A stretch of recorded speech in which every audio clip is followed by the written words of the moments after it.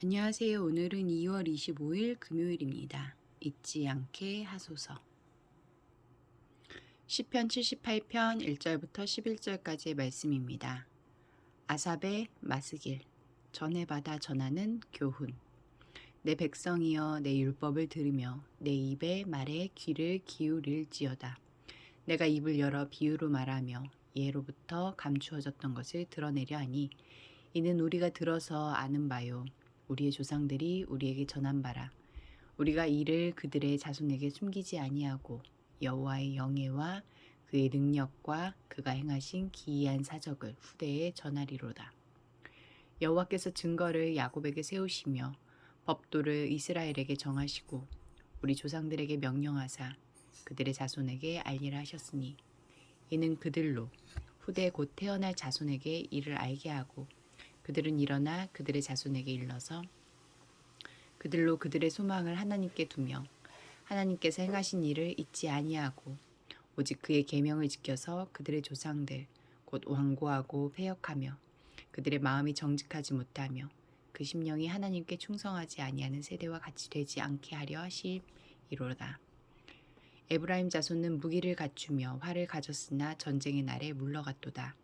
그들은 하나님의 언약을 지키지 아니하고 그의 율법 준행을 거절하며 여호와께서 행하신 것과 그들에게 보이신 그의 기이한 일을 잊었도다. 1절부터 6절까지 말씀에서 나에게 주시는 교훈은 무엇입니까? 하나님의 백성이 받은 언약의 말씀은 저절로 그 후손에게 이어 전해지지 않습니다. 말씀을 유지하고 지켜 행하기 위해서는 끊임없이 교육과 훈련이 필요합니다.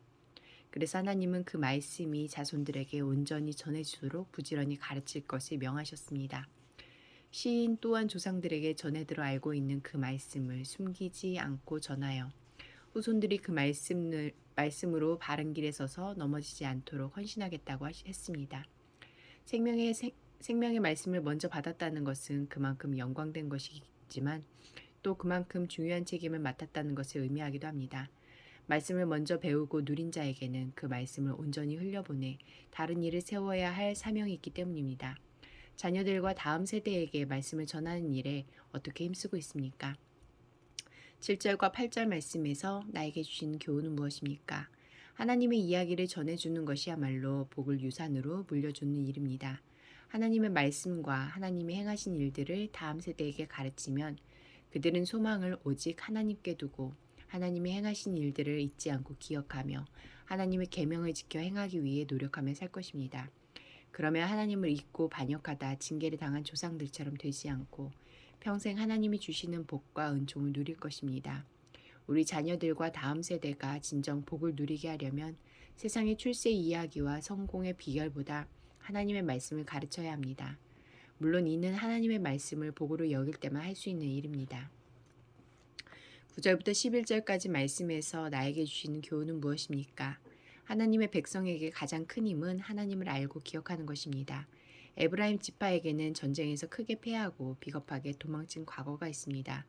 무기가 없어서도 아니었고 전략이 없어서도 아니었습니다. 하나님의 말씀을 거역했고 하나님이 하신 일들을 잊었기 때문입니다. 하나님에 대한 망각이 모든 무기와 전략을 무용지물이 되게 했습니다. 말씀을 기억하는 사람이 하나님과 동행하는 사람입니다. 말씀을 품고 사는 사람이 하나님의 마음을 헤아려 그분의 뜻에 순종하는 사람입니다. 말씀을 기억하는 곳에 하나님의 역사가 나타납니다. 기도하시겠습니다. 공동체를 위해서는 주님의 말씀을 바로 세우고 실천하며 다음 세대에게 제대로 전수하게 하소서. 열방을 위해서는 빈곤 국가와 대륙을 중심으로 증가하고 있는 아동 노동에 대해 국제기구와 해당 국가의 적극적인 정책으로 아동 노동이 감소하고 아동들이 보호받도록 함께 기도하시겠습니다.